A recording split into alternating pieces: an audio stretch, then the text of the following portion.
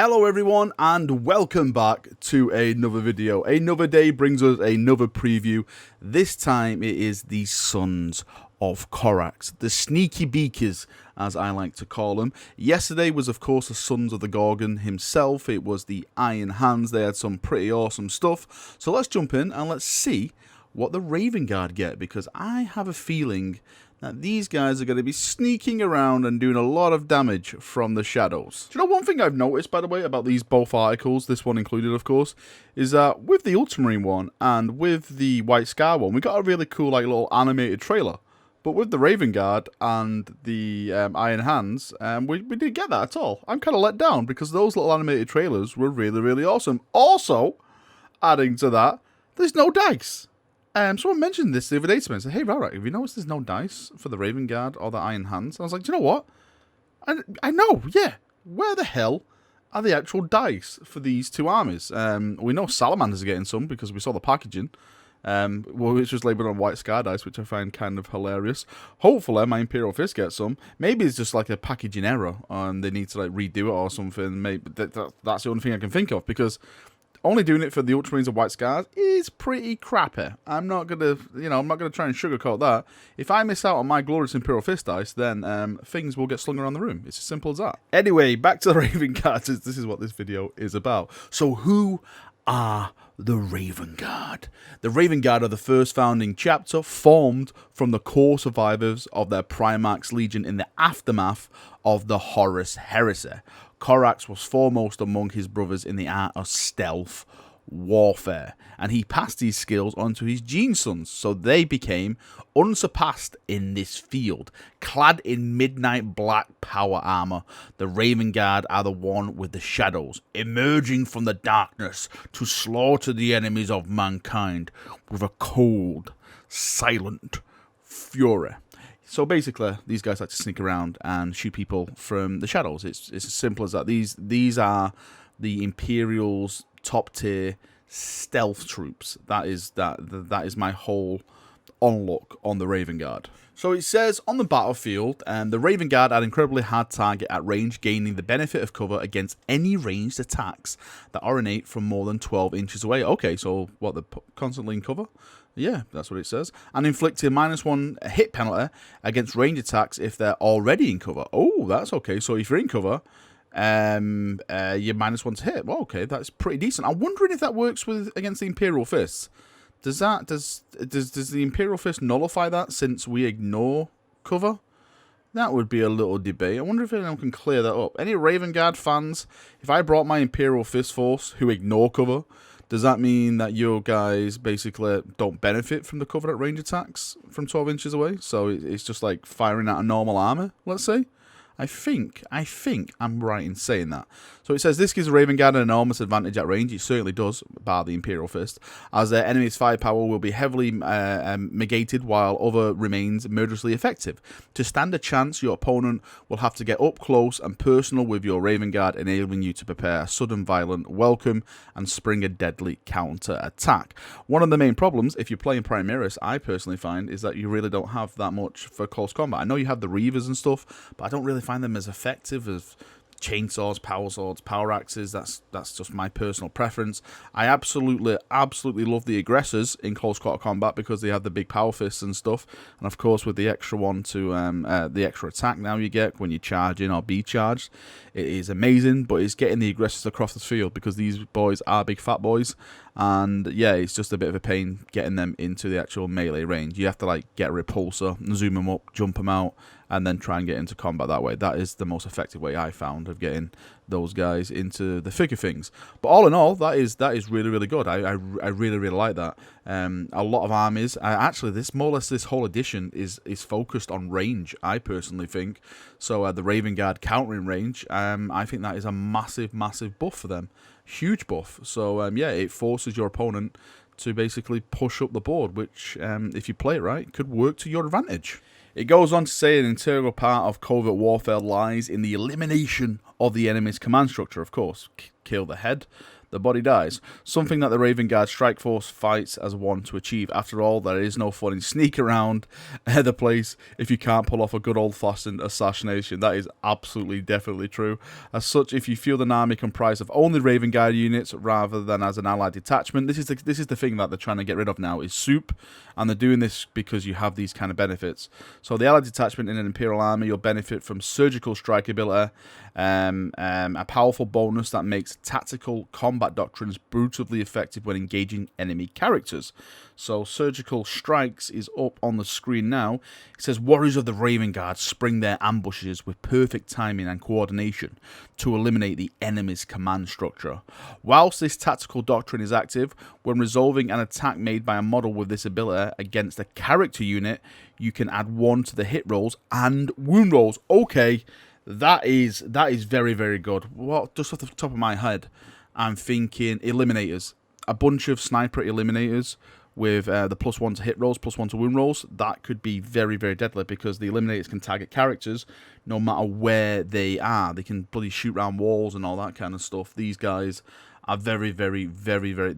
I think that's the only unit that really scares me as an Imperial Fist, is the Eliminators, because they can basically take out my whole buffing bubble to re-rolls and re-roll ones and, you know, everything like that. So, adding that to the Raven Guard, I think that is a massive, deadly combination. It actually says, after I just explained it all, characters are well protected when scored within their own lines, but surgical strikes offers a huge reward if your Raven Guard can isolate and engage them directly through eliminators with bolt sniper rifles will certainly help in this regard. I just mentioned that. There we go. Look at me and GW on the same level when it comes to tactics. This probably is the reason why eliminators got released this week. Well, it goes on pre-order with the Raven Guard. See, GW hand in hand, planning stuff, snipers, you know, there's all the rules for the snipers. They want you to buy all the eliminators, of course, because it looks like it's going to work best for them. Right, if we move down, we have some stuff called, it says the Raven Guard commanders are undisputed experts of stealth warfare, often scouting out the enemy lines on solo recon missions before they commit their forces to battle. Nothing exemplifies a talent to remain unseen more than the Shadow Master Warlord trait, enabling your character to bin down enemy before you launch a devastating mass charge on them without fear of Overwatch. So here it is. Shadow Master, as a follower of the Path of Shadow, this Warlock strikes from the darkness without warning, granting his foes no chance to react. Enemy units cannot fight Overwatch at this Warlord. Again, that's pretty good. The thing I found, though, really, when it comes to Warlords and stuff, again, this is because I find 8th edition as a whole shooting game rather than melee game now. Now, I'm not saying it's going to be bad if you charge a guy, but when it comes to captains, you know, upgrading to chapter masters, lieutenants and stuff, you normally find that people just do massive bubbles and just stay on their side of the board and just try and throw as much dagger at each other as possible. And yeah, sometimes it does come to melee and stuff like that, but most of the time it's just people shooting each other off the board. So I'm not too sure with that. Well, with Raven Guard, it probably will work pretty cool because it looks like there is very themed at getting close to the enemy and, you know, striking from the shadows. But yeah, if this was option to other chapters, which of course it's not because it's Shadow Master, then I'm just going to stay in my corner and just try and blow you off the board, basically. It's just as simple as that. And on to a relic called Raven's Fury, jump pack model only. A model from your army with this relic can be chosen to charge with, even if they advance this turn. When a charge roll is made for that model, you can re-roll the dice. In addition, after that model finishes the charge move, you can select one enemy unit within 1 inch of that model and roll a d6. On a 4+, that enemy unit suffers 1 mortal wound. Okay, so you can put out a little bit of damage if you've got the dice gods on your side. That seems pretty cool. Again, I think it's all about just getting up close and personal with the Raven Guard and stuff like that. So yeah, I think that's kind of the tactics they're trying to play, like strike fast, strike true, strike from the shadows. Let's do it all. The next one is a librarian. So this is called Shadow Step. The gloom of the battlefield into the darkness passageway that allows those to use it to stalk amongst the shadows and re-emerge where the foe least expects them. Shadow Step has a warp charge value of 7. If manifested, bloody I can't even speak. If manifested, select 1 Raven Guard character unit from your army within 18 inches of the psyker. Remove that unit from the battlefield and set it up anywhere on the battlefield that is more than 9 inches away from enemy models. Okay, that's Oh, I'm trying to think of things. Characters, does that apply with like dreadnoughts, like character dreadnoughts and stuff? I saw people, because now with the FAQ, they've FAQ'd it where chaplain dreadnoughts can take litanies now, and there's some absolutely amazing combinations you can do with litanies and chaplain dreadnoughts. And I'm thinking, since technically a chaplain is a character, right? Does that count as a character? So you can redeploy dreadnought within 9 inches away from your enemy with litanies on it? I don't know, like maybe the charge litanies so you can't fail rerolls and just go in shouting for the Emperor. That could be pretty scary, right? You know, a random dreadnought a random chaplain dreadnought appearing from out of nowhere. Just, I'm about to charge you.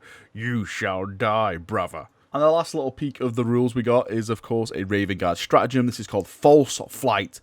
The path of ambush teaches that the feint retreat can be used to overextend and punish eagerly pursuing forces. That sounds like a Khan kind of speech, and it's like, you know, White Scars-ish.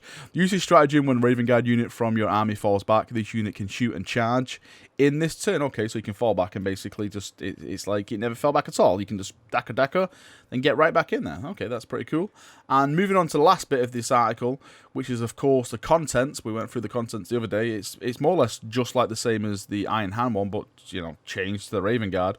So, introduction, as the shadow wills, so you've got all the chapter organization, the company all the, you know, the companies from 1 to 10, the command, the armorer. The thing that excites me about this is that I'm really hoping that we get to see more characters come out of these books now. Like for the Imperial Fist, the only really characters I know in the Imperial Fist one is Vaughn and Lysander. In the Raven Guard, I only really know Shrike. So hopefully, we're going to have more characters introduced. So eventually down the line, GW can start producing those characters, or give us inspiration to make characters for our armies and stuff like that.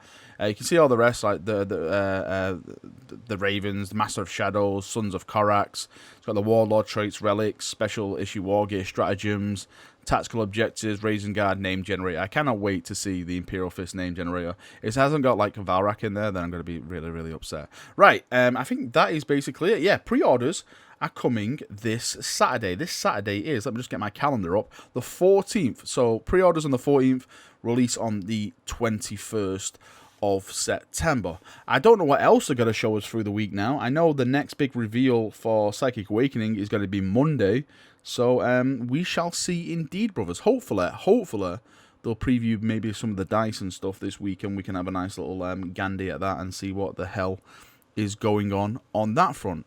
Right, that is me done for another video. Thank you for coming. Thank you for watching. Of course, as always, tell me what you think. Do you like the Raven Guard stuff? Do you hate the Raven Guard stuff? Are you a Raven Guard player?